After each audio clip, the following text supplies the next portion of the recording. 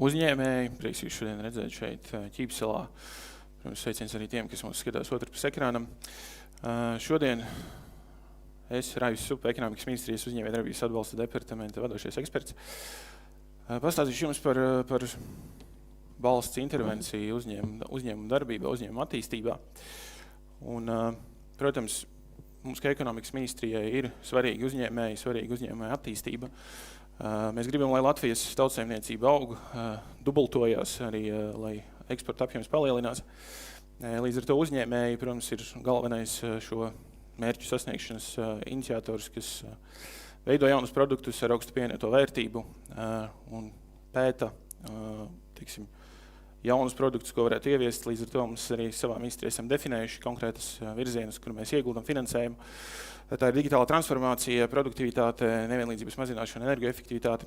Šodien, protams, vairāk tēma par inovācijām un divveidu lietojumu. Līdz ar to, protams, šajā sadaļā, ņemot vērā arī ģeopolitisko situāciju, esam pārskatījuši mūsu pieejamu atbalstu un, protams, novirzam to arī divveidu lietojuma un militāriem projektiem. Šis atbalsts, protams, ir gan uzņēmējdarbības uzsācējiem, kas tikko sāk darboties, gan arī tādiem, kas jau ir gatavi ieviest lielus investīciju projektus. Līdz ar to netērot vairāk laika. Pirmā lieta, kas es domāju, ir svarīga, uzsākot uzņēmējdarbību, ir mūsu piedāvātā MVU programma, kas ir paredzēta gan biznesa inkubācijai, gan eksporta veicināšanai. Latvijā ir izveidots Latvijas investīcija un attīstības aģentūras pārstāvniecību tīkls ar 22 pārstāvniecībām, līdzīgi arī visā pasaulē. Līdz ar to tur arī ir pieejams individuāls atbalsts uzņēmējiem, lai konsultētos, lai saņemtu atbalstu arī par eksporta aktivitātēm. Latvijas investīcija attīstības aģentūra organizē stendus, dalības tirsniecības misijās, un uzņēmēji var piedalīties un popularizēt sevi, marketēt savus produktus. Arī tieši šajā divveidu lietojuma militārajā nozarē, arī nākamgad būs paredzēta dalība izstāde Eirosaturī. Līdz ar to ir vērts ņemt dalību un sekmēt savu attīstību arī starptautiskajā tirgu. Tad īsumā par pašām programmām, tad MVU programmai pieejami 82 miljoni, kā jau minēju, specializēti divveidam lietojumu projektiem novirzīti 2 miljoni. Inkubācijas atbalstam ir 20 000 grants vienam grantam, savukārt eksporta veicināšanai grants ir pat līdz pat 200 000 eiro.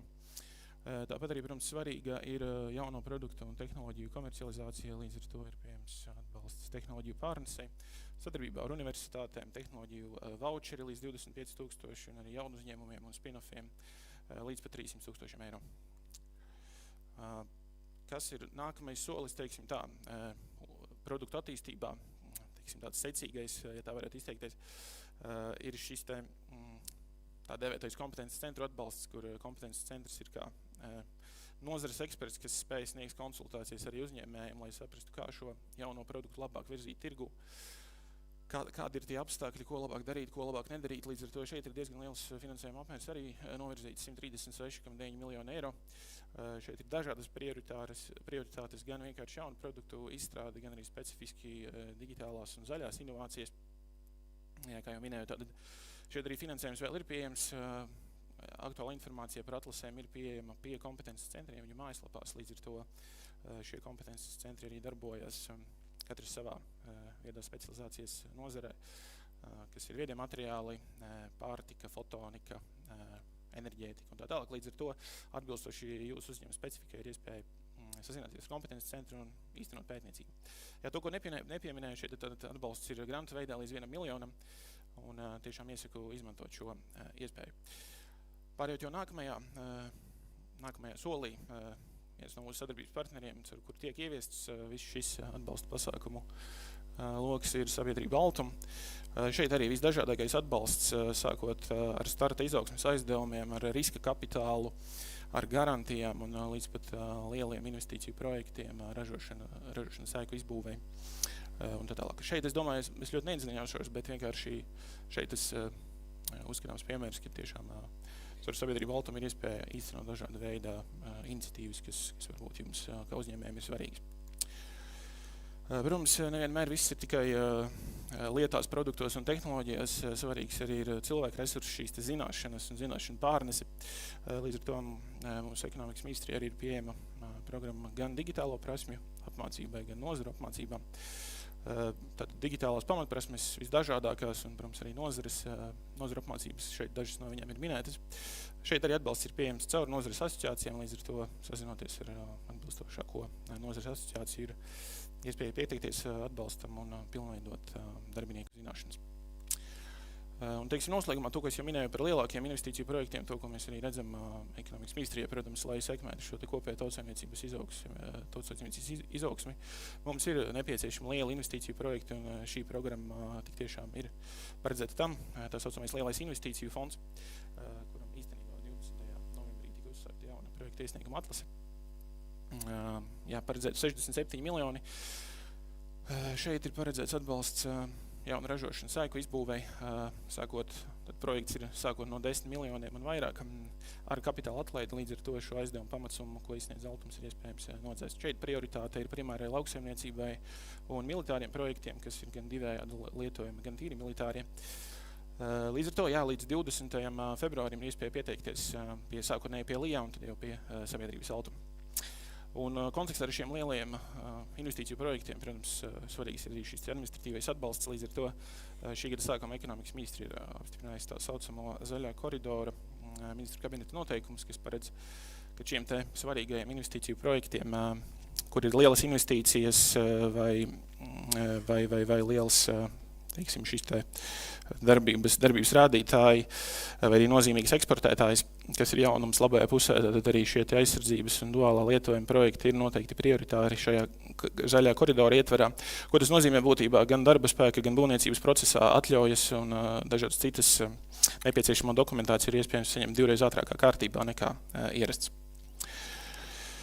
Un to, ko es sākumā minēju, tad ķersimies klāt pie šodienas galvenā fokusa. 14. novembrī ir sākusies atlase šajā divējāda lietojuma inovāciju programmā. Pirmajā projekta iesniegumu atlases uzsaukumā jau tika atlasīti 25 projekti. Šim otriem uzsaukumam ir paredzēti pieejami 15,5 miljoni. Būtībā šeit atbalsts saņēmēji ir gan mazi vidēji uzņēmumi, gan lieli uzņēmumi un vidējas kapitalizācijas sabiedrības. Jāatzīmē, ka lieli uzņēmumi šeit atbalstu var saņemt, ja ir sadarbība ar mazajiem un vidējiem uzņēmumiem. Šeit līdzīgi kā jau minētais kompetences centru programmās, arī šeit tas atbalsts ir līdz 1 miljonam, bet nedaudz detālāk tātad tūlīt izstāstīšu. Divās daļās būtībā tiek sniegts atbalsts saņēmējs ir komersants, bet jauniem komersantiem šeit ir neliels ierobežojums no tā viedokļa, kad atsevišķu kritērijus viņiem var nepiemērot, līdz ar to maksimāli pieejamais atbalsts ir līdz 300 000. Par pašu projekta iesniedzēju. Projekta iesniedzējs ir komersants, kas ir reģistrēts Latvijā. Ir noteikti 2 kvantitatīvie rādītāji, kas ir darba samaksa, tā jābūt vismaz kā vidēji tautsaimniecībā. Un tātad otra lieta ir apgrozījums, kas ir vismaz 30% apmērā no pieprasītā publiskā finansējuma. Ko tas nozīmē, ja tiek pieprasīts miljons, tātad apgrozījumam ir jābūt vismaz 300 000. Kā alternatīvu šajā otrajā uzsaukumā esam paredzējuši arī līgumu ar Nacionālajiem bruņotajiem spēkiem. Būtībā, ja komersantam ir līgums ar NBS, un ja tas ir vismaz 30% apmērā no pieprasītā publiskā finansējuma, tad tas ir alternatīvs risinājums apgrozījumam. Tas varbūt ir iespējams jauniem komersantiem, kuri varbūt apgrozījuma rādītāji nav tik spīdoši. Tādas horizontālās arī Eiropas Savienības fondu prasības, kas ir laba nodokļu saistība izpildi, vai arī nav nodokļu parāds virs 150 eiro, tad nav arī grūtībās nonākuši uzņēmumu status un līdzekļu atgūšanas rīkojums. Ņemot vērā, ka šeit ir specifika uz divējādu lietojumu, šeit ir paredzēta arī vēl viens izslēdzošies kritērijus, kas nosaka, ka nevar būt sadarbība ar Krieviju un Baltkrieviju, tas nozīmē, ka nevar būt eksports uz šīm valstīm. To, ko es jau pieminēju par lielākiem komersantiem, tātad vidējā kapitalizācijas sabiedrība, tas nozīmē no 500 līdz 3000 darbiniekiem, un lielie komersanti tāda virs 3000 darbiniekiem. Šie te komersanti atbalstu var saņemt tikai gadījumā, ja ir sadarbība ar maziem vai vidējiem uzņēmumiem, vai nu tas ir sadarbības līgums, vai nu tas ir pakalpojumu līgums, bet tas būs nepieciešams, lai startētu programmā. Par jaunu komersantu tātad šeit neatkārtošos prasības ir tās pašas. Vienīgā lieta, to, ko es jau sākumā minēju, kad jaunam komersantam, kas ir jauns komersants? Sāksim ar to. Jauns komersants ir komersants, kas ir reģistrēts komerces reģistrā neilgāk kā 3 gadus līdz projekta iesnieguma iesniegšanai KPVIS sistēmā un veic aktīvu saimniecisko darbību. Līdz ar to, ja programmā vēlās startēt šāds komersants, jeb šo jauns komersants, tad viņam ir jāpiemēro visi slaidā uzskaitītie kritēriji, izņemot viņam var nepiemērot darba samaksas kritēriju. Šajā gadījumā maksimāli pieļaujamā atbalsta summa ir 300,000 eiro. Tas ir no publiskiem līdzekļiem. Savukārt, ja jaunam komersantam tiek piemērot šis kritērijs, tad šis ierobežojums nav spēkā, viņš var pretendēt līdz pat 1 000 000 eiro. Tad tam, kam jau pieskāros, tātad sadarbības partneris var būt gan komersants, gan arī pētniecības un zināšanu izplatīšanas organizācija. Šeit nav noteiktas kvantitatīvās prasības, arī vērtējot gan darba samaksu, gan apgrozījumu, kas ir kvalitātes kritēriji, tie netiek ņemti vērā, vērtējot projektu iesniedzēju. Bet jā, sadarbības partneriem ir noteiktas, teiksim, kā jau minēju, horizontālās ES fondu prasības, atkal nodokļu parāds, grūtības nonākuši uzņēmumu status, līdzekļu atgūšanas rīkojums, un arī šeit nevar būt sadarbība ar Krieviju un Baltkrieviju. Jā, un uz sadarbības partneri arī ir, jautājumi nebūs šodien būs beigās, bet noteikti atcerieties, tad mēģināšu sniegt atbildi. Bet uz sadarbības partneri arī attiecināmi komercdarbības atbalsta nosacījumi, protams. Īsumā par attiecinājām izmaksām, tie iedalāmas 6 blokos, kas ir personāla izmaksas, instrumentu aprīkojuma izmaksas par ēkām un zemi, līguma pētījumi un patenti, citi darbības izdevumi un arī komunikācijas un vizuālās identitātes pasākumu izmaksas. Protams, šis viss, kas šeit ir uzskaitīts, ir attiecināms tikai gadījumā, ja tas ir tiešā veidā saistīts ar konkrēto pētniecības projektu. Šajā programmā ir iespējams iegādāties ar iekārtas, bet atkal jāņem vērā, ka tam jābūt saistītam ar pētniecības projektu. No visa šī jāņem vērā arī tas, ka gan instrumentu un aprīkojuma iekārtu iegādes, nomas un amortizācijas izmaksām, tāpat arī zemes kapitāla ieguldījuma izmaksām ir 30% ierobežojums no kopējām attiecināmām izmaksām. Līdz ar to, ja jūs iegādājaties, piemēram, iekārtas šī summa nevar pārsniegt 30% no kopējā projekta apjoma. Tad par atbalsta intensitātēm, kā jau pētniecības projektā, atbalsts tiek sniegts caur Eiropas Savienības regulu, kur ir trīs atbalstāmās darbības, kas ir rūpnieciski pētījumi, eksperimentāla izstrādne un tehniski ekonomiskā priekšizpēte. Rūpniecisks pētījums tātad ir zemāks tehnoloģiju gatavības līmenis, savukārt eksperimentāla izstrādne jau ir tuvu prototipam, savukārt tehniski ekonomiskā priekšizpēte būtībā ir svida analīze, kur jūs vērtējat, kāda riska iegūmi, piemēram, ir šo produktu virzīt tirgu vai kā to labāk virzīt tirgu. Attiecībā uz atbalsta intensitāti kā tādu, tad apakšā ir redzamas bāzes likmes, kas ir uz balta fona. Protams, mazākiem komersantiem šī intensitāte būs augstāka, savukārt lielākiem būs zemāka. Un kā jūs redzat, ja produkts jau būs augstākā gatavībā, tās intensitātes būs arī zemākas. Uz zaļā fona ir redzams arī šie te papildus procentpunkti, ko var saņemt komersants. Šos papildus procentpunktus var iegūt, ja tas tiek paredzēts projekta iesniegumā, un ja tā ir efektīva sadarbība. Ko nozīmē efektīva sadarbība? Jums, piemēram, ir sadarbības līgums ar mazo vidēju uzņēmumu, kur šis te mazais vai vidējais komersants nesedz vairāk par 70% no attiecināmajām izmaksām. Līdzīgi arī ar pētniecības un attīstības pētniecības zināšanu organizāciju, arī šeit var būt efektīva sadarbība, bet tur tātad šī PZO saucamā sedz vismaz 10% no attiecinājumām izmaksām.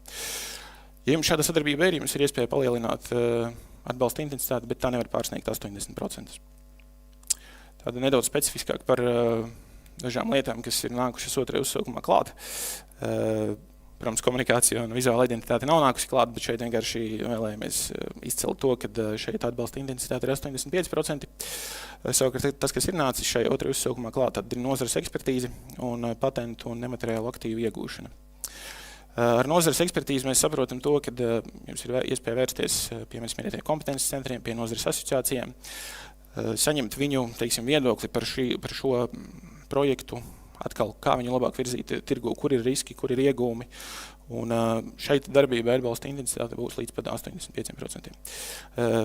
To, ko minēju par patentu un citu nemateriālu aktīvu iegūšanu, ko tas nozīmē, respektīvi, jums ir produkts vai tehnoloģija, jums ir iespēja viņu patentēt. Līdz šim jums bija iespēja iegādāties patentu vai citu nemateriālu aktīvu no trešajām personām. Savukārt šajā jaunajā uzsaukumā arī jūs paši varēsiet savu intelektuālo īpašumu aizsargāt. Tad īsumā arī par tehnoloģiju gatavības līmeņiem. Šajā programmā atbalstāms ir no tehnoloģiju gatavības līmeņa atbalstāmi no 4. līdz 8. Būtībā 4. līmenis jau nozīmē, kad ir, teiksim, laboratorijā jau tiek testētas, liktas kopā komponentes un testētas sākotnējais prototips. Līdz pat 8. līmenim, kur jau šis prototips ir iztestēts reālajā darbības vidē un viņam ir gatavs, teiksim tā, viņš ir gatavs nodošana eksploatācijā. Jā, tad ar šo te otru uzsaukumu mēs esam, to, ka es jau minēju nedaudz atvieglojuši prasības, lai tas būtu pieejamāks visiem komersantiem, arī kontekstā ar apgrozījuma, minimālu apgrozījuma apmēru. Šeit dažas lietas par pašu programmu, arī jaunu uzsaukumu, protams, šeit arī būs iespēja komersantiem iesniegt vairākus pieteikumus.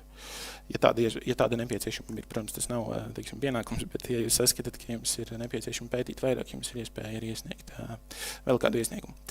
Protams, projekta īstenošanā ir nepieciešams sniegt informāciju, kā šis projekts iet uz priekšu par sasniegtiem rezultātiem. Un šeit ir iespēja īstenībā arī projektu pārtraukt pirms laika. Ja jūs redzat, ka šī inovācija neiet uz priekšu un rezultāta nebūs, tad sazinoties ar CFLA, ir iespējams šo projektu pārbeigt. Un, protams, ir iespēja saņemt arī avansu līdz 30%. Tātad, jā, šis bija pētniecības sadaļa, kur mēs nerunājam par produktu ražošanu vai, teiksim, tādiem kapitāla ieguldījumiem. Līdz ar to šis finanšu instruments, kas ir inovatīvu produktu ieviešanai ražošanai, jau būs kā pakārtots šai pētniecības programmai. Šī programma ir atvērta no šī gada vidus. Esam novirzījuši tai 100 miljonus eiro. Atbalsta saņēmēji ir arī komersanti, kuru darbinieku skaits ir līdz 3000. Šeit ieguldījumi ir gan materiālos, gan nemateriālos aktīvos, kas ir iekārtas aprīkojums, zeme, rūpnīca. Bet par tiem ierobežiem noteikti mani kolēģi no Altuma arī sīkāk pastāstīs. Jā, tā atbalsta summa ir no 300 000 līdz 5 miljoniem, šis te aizdevums. Šeit iespēja arī nodzēst pamatsummu, sasniedzot konkrētus rādītājus. Aizdevuma pamatsumma var tikt samazināta līdz 30%, bet ne vairāk kā līdz 1,5 miljoniem. Īsumā par gala saņēmēju, tad tas ir komersants. Principā jau manis vairāk kārt minētās horizontālās Eiropas Savienības fondu prasības.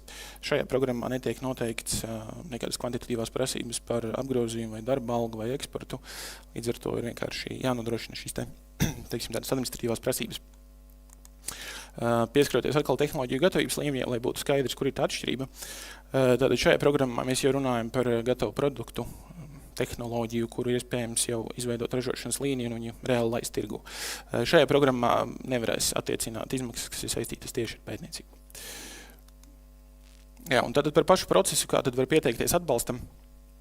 Šeit ir īstenībā divi veidi, kādi projekti tiek atbalstīti. Tātad tie ir industrijas inovatīvi produkti bez šī divējādā lietojumi. Ja jūsu projekts ir tāds, tad jums nepieciešams sagatavot iesniegumu. Ekonomikas ministrijas mājaslapā ir metodika ar visu nepieciešamo dokumentāciju. Tātad ar šo visu dokumentāciju jūs dotaties pie Latvijas zinātnes padomes, iesniedzat savu biznesa ideju ar produktu, kuram jābūt inovatīvam, un Latvijas zinātnes padome sniedz atzinumu, tad konstatē, vai šī jūsu ideja ir inovatīva vai nav inovatīva. Līdzīgs process ir arī pie aizsardzības ministrijas, tur tikai, protams, tā specifika ir uz šo divējādo lietojumu, kur aizsardzības ministrija validē pirmām kārtām, vai tā ir inovācija, un otrām kārtām, vai tas ir vispār divējāda lietojuma produkts. Ja šis atzinums no kompetentajām iestādēm, attiecīgi Latvijas zinātnes padomes vai aizsardzības ministrijas ir pozitīvs, tad ar šo dokumentāciju var doties uz sabiedrību Altumu, kas tad jau vērtēs jūsu, teiksim, finanšu rādītājus, vai jūs esat kreditējami. Manis minētie kapitāla atlietas kritēriji, pēc kuru izpildīšanas ir iespēja nodzēst šo aizdevumu pamatsumu. Tie ir noteikti 4. Tātad šajos zilajos kvadrātiņos ieguldījums pētniecībā un attīstībā gadā, vismaz 50 000 eiro. Apgrozījums ir audzis vismaz 2 reizes pret plānoto kapitāla atlaides apmēru. Izveidotas vismaz 2 jaunas darba vietas vai saglabātas esošas ar darba algas pieaugumu. Un arī tātad šajās izveidotajās darba vietās vai saglabātājās ir jānodrošina, ka darba samaksa ir vismaz 60% lielāka nekā vidējā tautsaimniecībā, un saglabātājās darba vietās arī nepieciešams šis 30% pieaugums. Kā tad tiks validēti šie rādītāji? Pārsvarā tie būs publiski pieejamie dati, valsts ieņēmuma dienests un citas publiski pieejamās datubāzes. Atsevišķos gadījumos, lai validētu šo rādītāju sasniegšanu, mēs lūksim komersantam arī revidenta pārskatu, revidenta ziņojumu, piemēram, par ieguldījumu pētniecību un attīstībā. Runājot par pašu laika līniju, tad projekts tiek īstenots saskaņā ar aizdevumu līgumu. Kad iestājās aizdevumu līgumā noteiktais projekta pabeigšanas datums, komersants var vērsties ekonomikas ministrijā ar iesniegumu par pēcuzraudzības uzsākšanu. Komersants to var darīt uzreiz pēc projekta pabeigšanas, bet ne vēlāk kā 2 gadus pēc projekta pabeigšanas. Tad jūs iesniedzat mums iesniegumu, definējot konkrētu datumu, no kura tiks vērtēti šie 4 kritēriji 3 gadu periodā. Attiecīgi, kad paies 1. gads, jūs atkal iesniegsiet ekonomikas ministrijai iesniegumu ar pamatojušiem dokumentiem. Un, ja šie, rādītāji tiks izpildīti, nodrošinātas minimālas prasības, tad aizdevuma pamatsumma tiks nodzēsta par 10%. Ja 3 gadu periodā katru gadu jūs sasniegsiet šīs minimālās prasības, aizdevuma pamatsumma tiks dzēsta par 30%. Šeit jau tāds praktiskāks piemērs pašā augšā ar laika līniju, ar piemēru uzņēmumu SIA Fondiņš, kas pabeidzis projektu 31. decembrī 2027. gadā. Tātad šis uzņēmums ir izvēlējies iesniegt iesniegumu ekonomikas ministrijai 1. janvārī 28. gadā. Ekonomikas ministrija fiksēja, ka pēcuzraudzības periods ir no 1. janvāra 2028. gadā līdz 1. janvārim 2030. gadā. Attiecīgi, kad paiet 1. gads, 2029. gada līdz 2029. gada 1. martam, komersantam ir jāiesniedz iesniegums ar pamatojušo dokumentāciju par rādītāju izpildi. Un tad mēneša laikā pēc informācijas saņemšanas ekonomikas ministrija vērtē šos kritērijus. Tāds pats process arī, protams, attiecīgi 2. un 3. pēcuzraudzības gadā. Tad kreisajā pusē ir, tādas pieņēmumi par bāzes vērtībām. Ieguldījumi pētniecībā attīstībā bijuši 30 000, apgrozījums bijis 5 miljoni, darba vietu skaits bijis 10 un darba samaksas esošiem darbiniekiem bija 2,5 tūkstoši. Plānotais kapitāla atlases apmērs ir 1,5 miljoni, savukārt vidējā alga Latvijā ir 1808 eiro. Un attiecīgi tur zemāk ir parādīts jau skaitliski piemērs, kādas ir tās minimālas prasības, lai saņemtu šo kapitāla atlaidi. Tātad ieguldījumi pētniecībā un attīstībā vismaz 50 000, apgrozījums 8 miljoni, kā tas veidojās, respektīvi, ja plānotās kapitāla atlaides apmērs ir 1,5 miljoni, šis apmērs tiek sareizināts ar 2 iegūstot 3 miljoni, un tātad apgrozījuma pieaugums ir 3 miljoni, un tad rādītājs tiek izpildīts. Attiecībā uz darba vietām, ja bija 10, jābūt 12, un par darba samaksu, tātad zemāk ir formuliņa, vidējā darba samaksa tiek reizināta ar 1,6, respektīvi nodrošinot, ka tā ir vismaz 60% lielāka nekā vidējā tautsaimniecībā. Un otrs piemērs ir saglabāta esoša darba vieta, tātad pārējās vienības nemainās, ieguldījumi pētniecībā attīstībā vēl aizvien 50 000 un apgrozījums 8 miljoni. Tad runājot par darba samaksu, ja līdz šim tika maksāta 2500 eiro, tad jānodrošina 30% pieaugums, kas nozīmē, ka komersantam jāmaksā darba samaksa 3250 eiro. Ja tiek nodrošināta šī prasība, kad darba alga ir vismaz 60% lielāka par vidējo tautsaimniecībā. Jā, līdzīgs process gan 1., gan 2., gan 3. pēcuzraudzības gadā, un, kā jau minēju, katru gadu ir iespēja samazināt pamatsummu par 10%. Īsumā tas būs arī viss par šīm atbalsta programmām.